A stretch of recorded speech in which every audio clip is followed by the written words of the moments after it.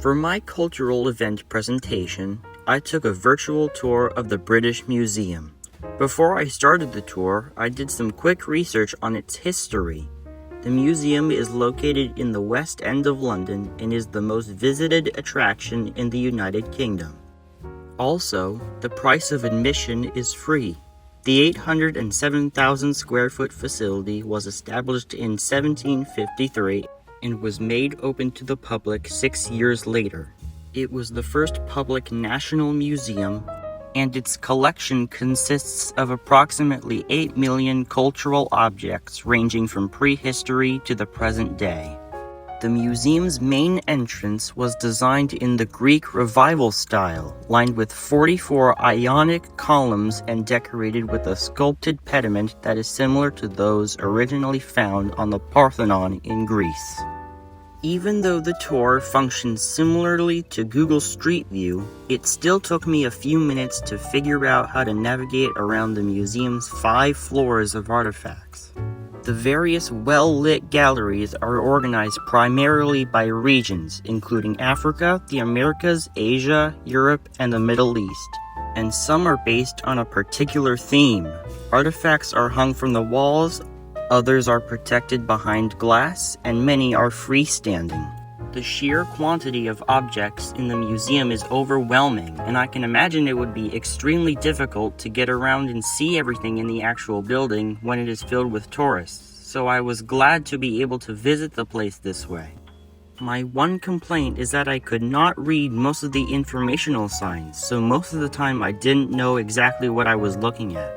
The museum contains a large collection of Mesopotamian artifacts, including a pair of Assyrian human-headed winged lions, which were typically placed at the entrances of palaces. These were similar to a pair of statues discussed in Chapter 3 of the textbook. 2 rooms in the museum were dedicated to the history of clocks and watches, with several types of timepieces from different eras on display. One item that I looked for there was a chronometer used by Charles Darwin on the HMS Beagle, but the space in the display where it was supposed to be was empty. One of the clocks in this gallery, built in 1585, was designed to look like a decorative ship that could roll across a table on wheels and fire its cannons. Probably the most impressive collection in the British Museum is its 7 galleries containing artifacts from ancient Egypt, which includes figurines, statues, pottery, weaponry, coffins and mummies, several important papyruses, obelisks, stones from the Great Pyramid of Giza, and fragments from the beard of the Great Sphinx. One of the largest items in the museum's main Egyptian gallery is the upper half of a giant statue of Ramesses II. This statue was the inspiration for Percy Shelley's well-known 1818 poem Ozymandias.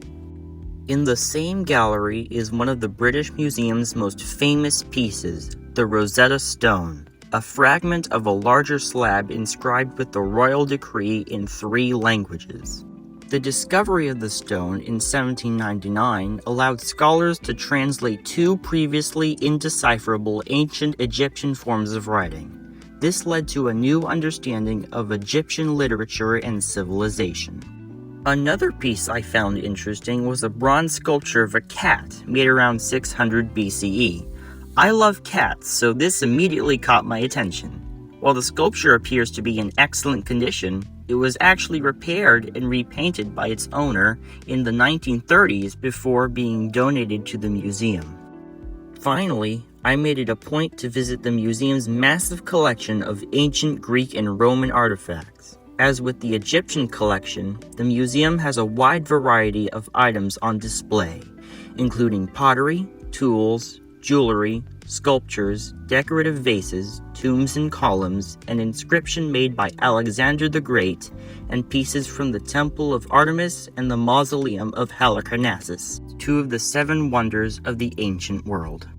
The most significant part of this collection, though, is the Elgin marbles. This was particularly interesting to me because I had studied them 2 semesters ago for a humanities class, so I was familiar with their history.